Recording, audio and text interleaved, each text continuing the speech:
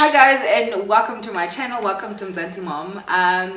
If you are new, welcome to the family. My name is Puseletso, and today I have a special guest with me. Her name is Thenji. Say hi peeps. Hi peeps. So in this video, this is the second video that I'm doing with Thenji. The first one, I'll link it up above. The first one, she talked about her journey with endometriosis, and in this video we'll be talking about just how that affected her. Having babies affected all the miscarriages. So we're going to be talking about miscarriages.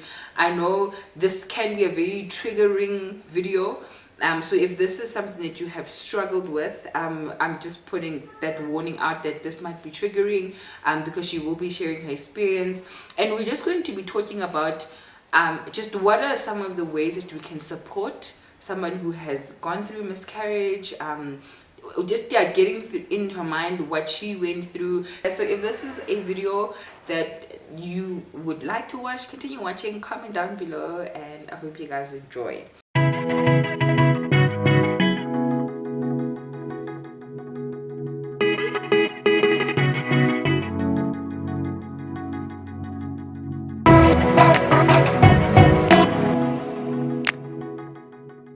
Okay, so we're drinking our tea. This might be a long video as well. We're gonna go into detail.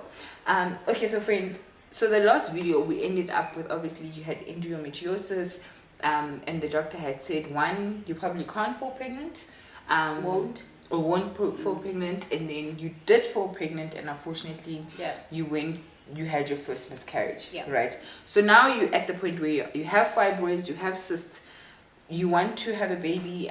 So in the previous video, Thenji shared that basically there was an 80% chance that if she was to, so she had fibroids, and if the doctors were to operate, there was a 80% chance that she'd probably die on the table and bleed out because of how big her fibroids were, right? So just to give you guys context, now this is the dilemma that she's in, where she's just like, I want to have children, but I also don't want to die. But I also don't want to die, right? So then where do you go from there with your husband? So so now the previous doctor that I went to was homeopath medical doctor. Yeah. So he actually referred me to a gynecologist who is also a homeopath. Oh, okay. So I went to her, and she was positive. Okay. She actually said there's ways around falling pregnant. I just need to monitor. Obviously I'll be a high risk pregnancy. Okay. And unfortunately she's all pro-natural. Okay. So she doesn't operate. She doesn't do any C-section. She doesn't anything that has to do with cutting people. Okay. She has a strong belief of that. Okay. So and then she said, now the important thing right now is to make sure that I do not fall pregnant. Okay. Because if I do fall pregnant, there is 90% chances that the baby won't stick because my fibroids were that big. Yeah. Okay. And so she said, probably you'll have to operate. Okay. However, let's not worry about that now. Let's try and see if we can get you to a point where you can balance your hormones almost naturally. Okay. And so we started this process, and she says, your job, like you have one job. Don't fall pregnant. Don't fall pregnant. Okay. However, in not falling pregnant, don't take any contraceptives yet. Okay. So just make sure you don't fall pregnant. So I'm like, do we stop doing the deed? It's like, no, you don't have to stop doing the deed, but just make sure that you just be careful. Just be careful. So life carried on. We were careful. We were really careful. But we were really careful. But fortunately or unfortunately, we were not careful enough. Because at the end of the day, God is God. He can decide. Then I fell pregnant. Okay. Then I went to her and said, this is now your second time falling pregnant. Second time falling pregnant. Okay. How many weeks were you by this time? When we did the blood count, I think I was 8.5 weeks. Okay. Close to 9 weeks. Okay. So then you go to the homeopath now. Yes, I go because to now the you're like, yes, hey, we actually pregnant. So now, yes. Yeah. How do you move on from here? Yeah. And yeah, she wasn't impressed. She was really not impressed that I fell pregnant, but she was like, yeah, let's see what we can do. Okay. So we're gonna try and make sure that the baby stays. Okay. Was that her recommendation or that's what you guys wanted?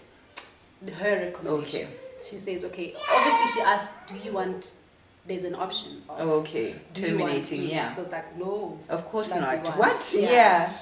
So then we went through, it's like, okay, if you can get through to 12 weeks. Okay. We tried, we did everything that we needed to do, taking care of ourselves. 9 weeks came by, 10 weeks came by. I think on 10, just after 10 weeks, I started feeling sensations in my stomach. Yeah. Womb. Yeah. It's more like pins and needles type of a Okay. thing. But I thought, because I've never been Pregnant. Yeah, to this that. far. Yeah. So I started asking people around that were pregnant. And people was Yeah. like, I don't know what you're talking about. I started reading, but there wasn't not really much. So I called her for my next appointment, and I needed to see her weekly because I'm a high risk patient. Pregnancy. Yeah. Okay. And so she explains to me, okay, fine. Now I needed you to sort of like be in a level or in a position where you actually understand what you're going to go through. So I was like, what do you mean? He says, let me be honest with you, your pregnancy, the reason why I said do not fall pregnant is because you're going to have the most difficult pregnancy. Oh my So word. I need to prepare you mentally. I need to be like, so that whatever happens, whatever, it's something that you already know. Okay. It's going to be a painful pregnancy throughout. You're not going to... Would do my best to make sure that the baby comes. One, I'm not going to be the one that delivers your baby. Okay. Because one, you're not going to be able to have natural birth. Okay. Secondly, your fibroids are really big. And when I did your scan, I could see that it's also growing. So your baby will not be full term. Okay. Because it will eventually suffocate. The bigger it goes, they will fight for space. Okay. And so your pregnancy is also not going to be easy. Okay. Okay, fine. But he says it, she says it. You hear her. Yeah. You're actually nervous. But you actually do not realize what this person is talking. saying. Yeah. You can't imagine pain. If you've never been through it, yes. It's the same as if you haven't given birth. Yes. How do you know what I mean? Until you actually go through it. Yeah. Sure. So he says, let's just pray that you get to 12 weeks. Okay. And then 12 weeks, let's pray until, like, take each time as it comes. As it comes. And he says, at 14 weeks or 16 weeks, I'm going to refer you to someone else. Yeah. But also, you can't just go to anyone. You need a very good gynae to be able to deliver your baby and to be able to take care of you, because I need you to understand that your husband can lose both you and the baby. 90%, 10%. So here I'm sitting, I'm thinking, what do I do? Do I carry on with this pregnancy? I'm like, okay, let's see. But he says, don't get carried away. Cases are different. I like what he said. Okay. I might say this, but your body may be able to fight. So week 10, week 11. Week 11, the sensations became more. It was like more painful. I couldn't eat. Everything that I was eating, I would throw it up. Oh my word. I couldn't, like, it was like from 4 o'clock in the afternoon, without fail, from 4 o'clock up until 7 o'clock, I'm in this pain.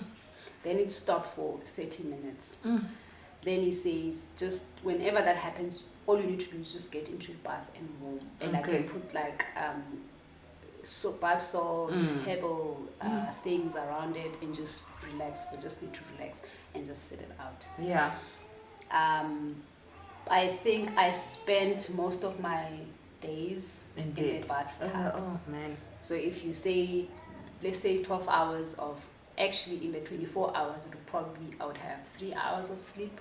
The rest is just pain, or I'm in the bath. It was just horrible. I can't eat, I can't do anything. It was just the worst. Then 12 weeks came. So now, but it's like you feel the pain, but inside you're like, it's okay, because you're relieved, because it's like you're relieved. It's like it's just difficult, and no one. It's like at home you don't want to talk about the issues around this pregnancy. You're just focusing on this baby. You know, you go to your scan, it comes to a point where there's a heartbeat, the baby's starting to develop, and whatever. And she's also happy to say, yes, you might be in pain, but at least the baby's growing, and the fibroid, even though it's growing, it's not growing as quickly as I'd expected. So that's a good thing. 12 weeks came, all good. Yes. You know, arms start to develop and all of those things. It's just bliss. Yeah. And so I remember one weekend, we're like, no, we've been through a lot. Let's just go away and just be in a different environment. Yeah. I think we were in Hatters or something like that. And I've never experienced pain as I've experienced, to a point where she gave me her personal number to actually call her anytime I need to call her. Yeah. I think it was just after midnight. Yeah. I don't know if I called her at the wrong time, where she just slept or whatever. But when I called her, the person that I spoke to in the phone was not the same. Oh my word. Doctor that I've been, like, she was just so impatient with me. She just like lost it. It's like, yeah, I told you not to fall pregnant. Anyway, oh my this is word. what you put yourself through, and what did you expect? And it's not gonna get any better. That time you're in pain. And I was like, and all just I told you so. Yeah. And I don't know if what killed me the most, the fact that what does it mean? But it's not gonna get any better. It's just gonna get worse the more the baby grows. I was like, I can't. It's like, what do we do now? And he says the best solution right now is to just take the baby out. At how many? You 5 months pregnant now? I am 14 weeks now. Okay. Which is almost 4 months. Which is almost 4 months, yeah. So we went back home, and my appointment with her was on a Wednesday. So now, even at work, I can't really go to work because, I'm forever sick. Then go to an appointment, and she said to me, unfortunately, I can't see you anymore. Just like that? I won't be able to help you, like I've explained in the beginning, that obviously I won't be able to deliver your baby because of your complication. Yes. I think it's best you start a new relationship with the gynae. And she referred me. She says, actually, I've been in this industry for a very long time. I know 3 very good gynaes that I can refer them to, and one of them, fortunately, is here in Joburg. So we go to this doctor, very, very, very nice doctor, and he sits and says, okay, tell me your story. So I tell him my story, and he says, okay, fine, now I need to check you and see how bad it is. Okay, fine, he goes he checks the fibroids, he measures them, he says, okay, the one on top, I'm not really worried about it, and the one inside is the one that I'm concerned about. We'll be able to manage the pain, but I'm just worried that it will fight space with the baby. Okay. And the nutrients that it eats, I need to pump it up to be able to, if they eat those nutrients, I'm supplementing on the side. Yeah. So it's sort of solution for that. So he explains, blah, blah, blah, blah, blah, blah. And he says, okay, fine, let's go see the baby. Let's go look at the baby. He goes in, and his face changes. So now you don't really expect, but you're like, Because it's the first time we're sitting, we don't know what's going on. Yeah. And he looks and he says, wait, I can't hear the heartbeat. Maybe, my heart is actually beating fast now. He says, I can't hear the heartbeat. Maybe the baby's sleeping. Okay, fine. He says, okay, let me try again. He says, baby, wake up, and then he tap my thingy. He says, sometimes they sleep. Yeah. He says, maybe it's nap time. Yeah. Then he looks, and he says, I don't think the baby is still alive, but let me just check.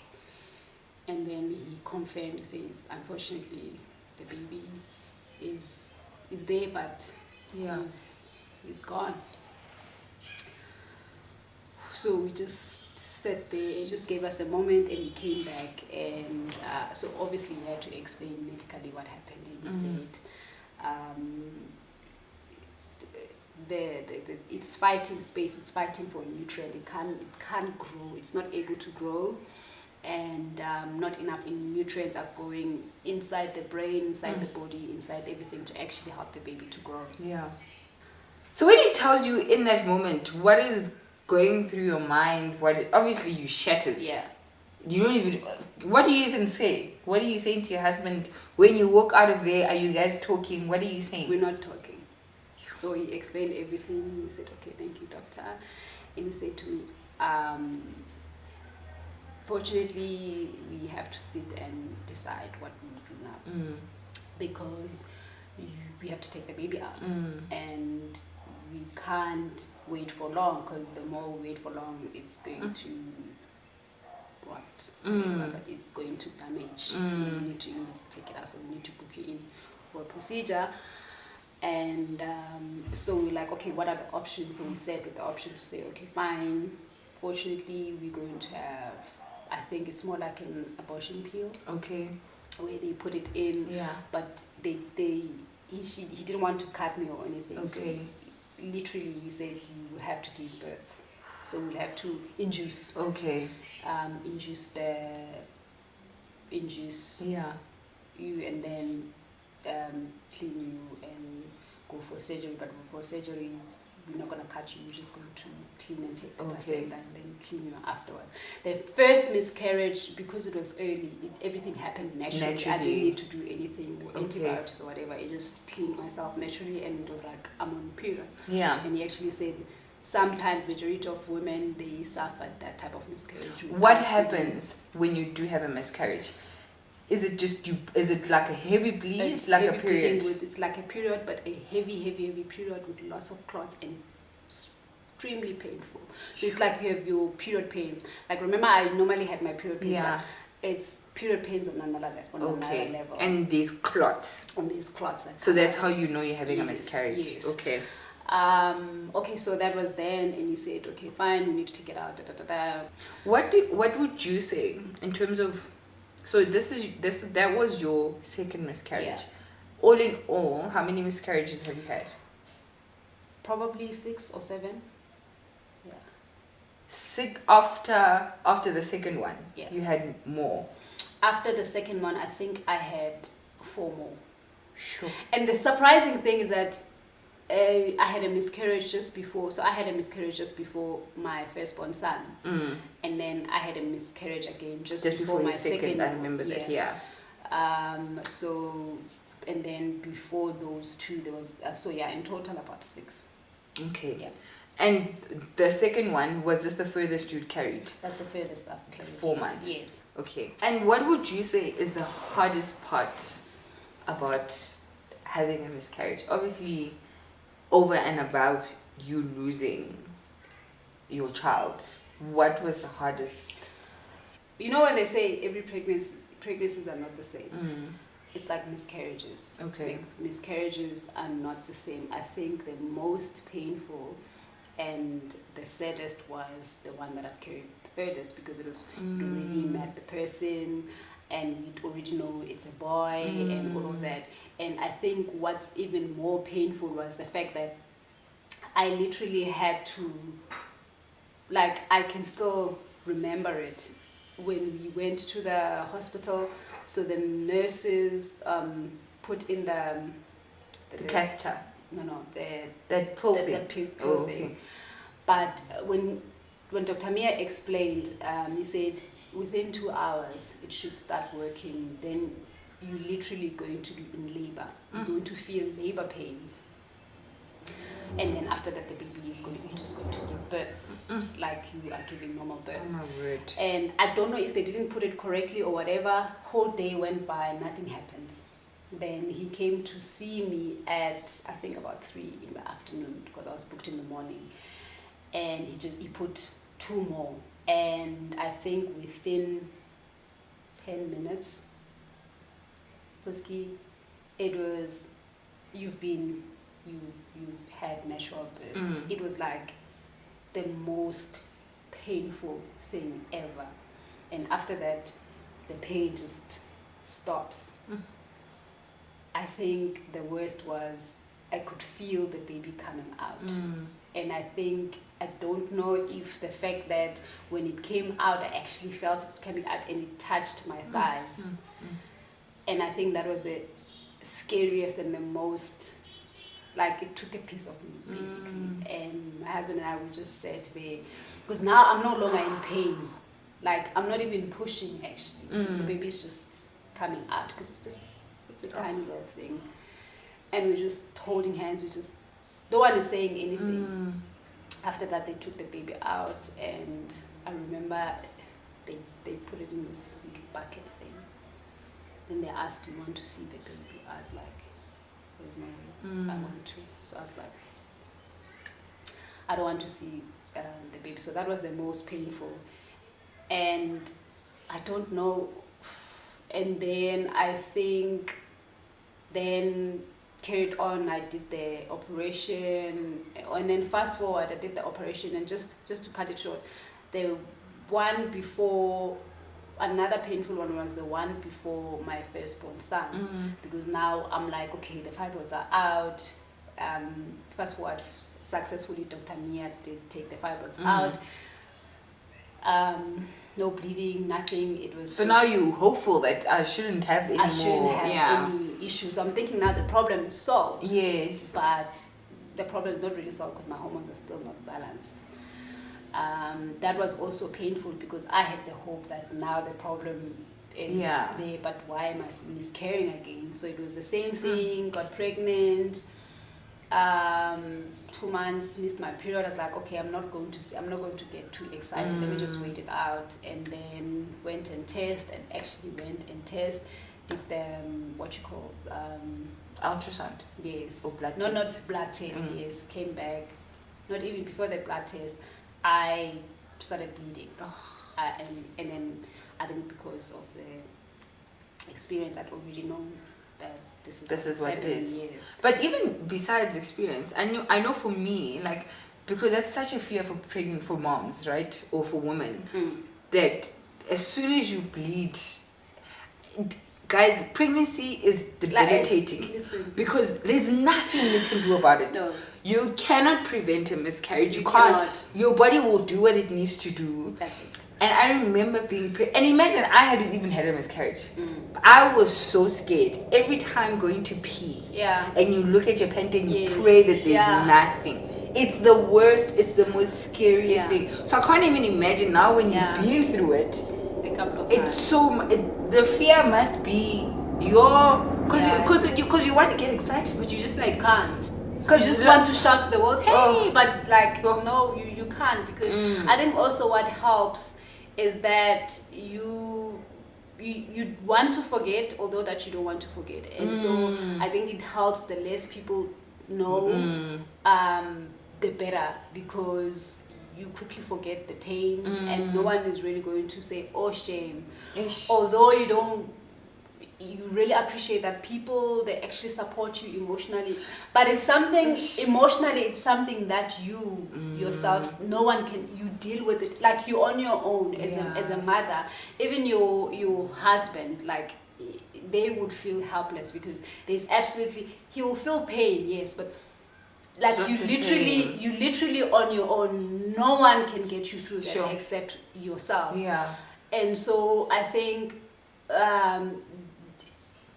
the process of healing for me personally was better because not many people knew, to a point where I think a lot of people are going to be shocked when people that know me, they're going to be shocked why, like if I've gone, no one really knows my journey, they're going to be really shocked at what I've been through, because I dealt with it, like I held it to me so that I can be, I can have that freedom to say, okay, fine, let me try again. Yeah. So now, would you, for somebody that obviously has gone through it, because I know a lot of times, especially in our culture, but wait until you 12 weeks and all of that, right? Which obviously I do think there's a reason why they say that. For me personally, I felt like I can't not tell anyone, because I felt that if I was to have a miscarriage, it would be nice for people to know and support me, right? So now in hindsight, so obviously you said that your sisters knew, you're very close with your sisters. If going back, are you glad that you told your sisters, or would you have just kept it to you and your husband? I'm glad I told my sister. I'm glad I told someone. Okay. That way the support, you really need the support to get through it. Whether it's emotional, whether it's physical, whether it's just to cheer you up, but you really need that support that's outside of, because remember, you suffering pain, although maybe the pain might be different, but your husband is also suffering, or your partner, if you're not married, is also feeling the same pain, and so you exchange that emotional energies. You need some balance between the two, because I mean, some days when I'm feeling stronger, he's actually feeling it, so I need to feed that positive energy. So obviously that positive energy has to come from somewhere. You need to draw any positive energy so that you can be able to try and be able to support each other. But I feel like you really need someone that's going to, sometimes people are quick to assume and I don't know, there's this assumption on, yes, there's a lot of things a lot of measures that we put around pregnancy to make sure that the pregnancy is safe.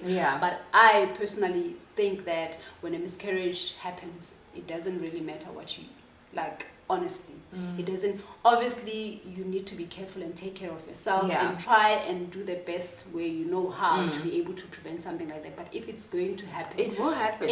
Unfortunately, it will. It will happen. And so for somebody that, so if I'm a friend, so let's say you told me, what are some of the ways that I could have supported you, or what are some of the ways that you would give someone advice if somebody close to them has had a miscarriage? How did you want to be supported?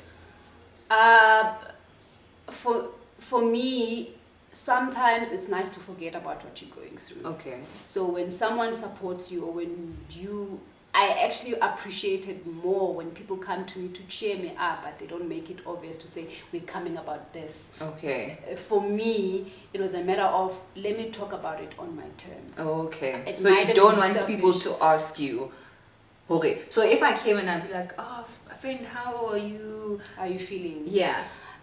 That is appreciated. Okay. Like, I would appreciate that, but it shouldn't be the only thing that we focus on. Oh, okay. You focus, like, not every time you see me, how you feeling now? Yeah. Maybe every now and again, just how you holding up, or whatever it is, maybe. So, and I actually also feel like I'm saying, that there should be someone that you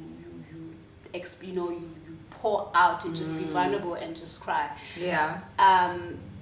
I think it's important that specific person, if someone comes to you and actually pour their hearts, that you, as much as they know that it's not their fault and there's nothing they could have done, you just make sure that you assure her, listen, there's absolutely nothing you could have done. It's not their fault. You didn't do anything wrong. There's nothing wrong with you. Like, that's so helpful.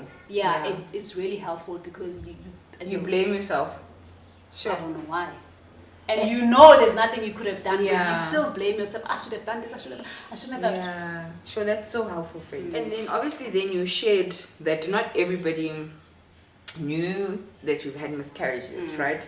What are some unhelpful things that people have said that are quite hurtful, even though it's not really people's intentions? And I'm saying this because I think a lot of us think that having a baby is easy. Yeah.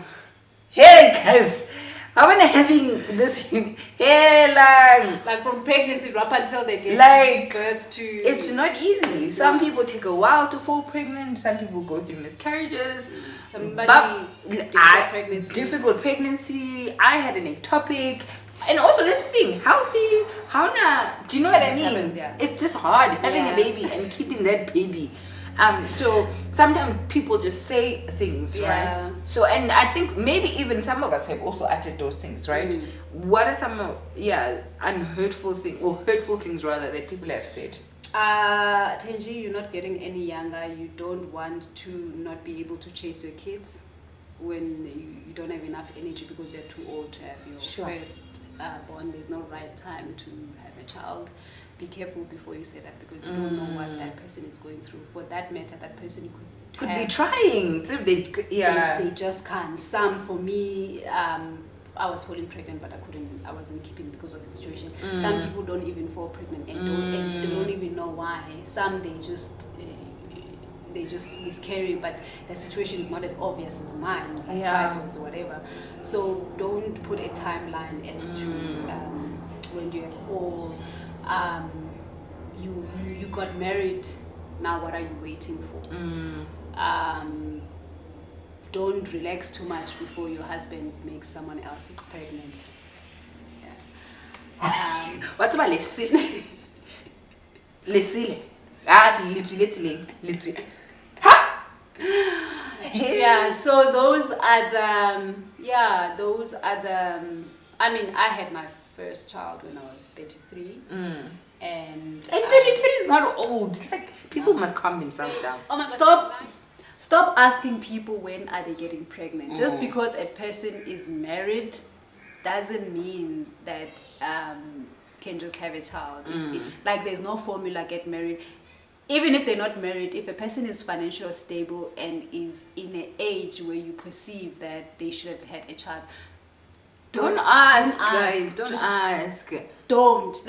It might come from a good place, but please stop asking people when are they having child. Stop telling people that if they have a child at a certain age, their child is not going to be a normal child. It's not nice. And also, even once a person has had a child, usually after your first baby, people are quick to say when you're having the next one. Exactly. And even then, you still had a miscarriage after having. Yeah. And I mean, my kids is also not only that. Like, people, I don't know, people they judge you. People will be like people never get satisfied, because my kids literally. My firstborn turned 2 this month.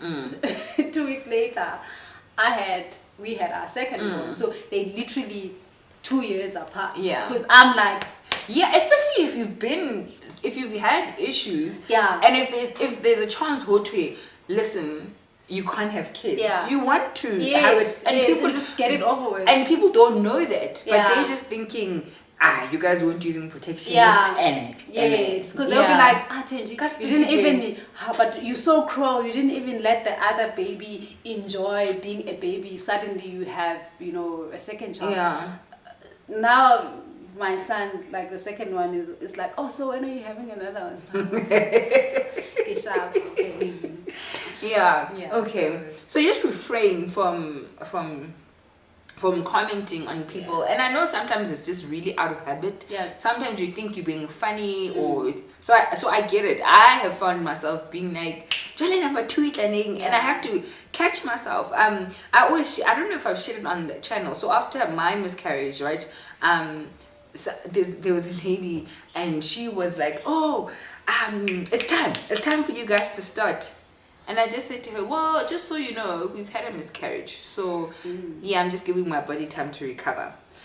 And her face in that moment was just like, Helps. and I'm like, exactly. And I'm like, unfortunately, not everybody will be like as direct as me. Some people will go home and cry. Do you know what I mean? Because it's such a hard thing. And even from a Christian perspective, it's so unhelpful. I've heard people say, oh, it's because you don't believe. It's because you don't have enough faith. That is really not a helpful thing, because that also, it almost puts the blame on the person as if it's their fault that they can't have children, or it's their fault that they're having a miscarriage. So it's such an unhelpful thing. Just pray about it. Just if you don't know what to say, it's better to just don't say anything. Anything. Or even just to add on what you're saying is that from a Christian belief, people would say that. Even from an African belief, people would say, "Oh, what to say about parents? You've ended the ancestors. You know, go patla, go." Like it's people would always, blame it on you. So because you want an explanation for why this is happening. Yeah. And sometimes there isn't an explanation. Sometimes there's nothing that you can do about it, right? Definitely. So thank you so much for sharing your story.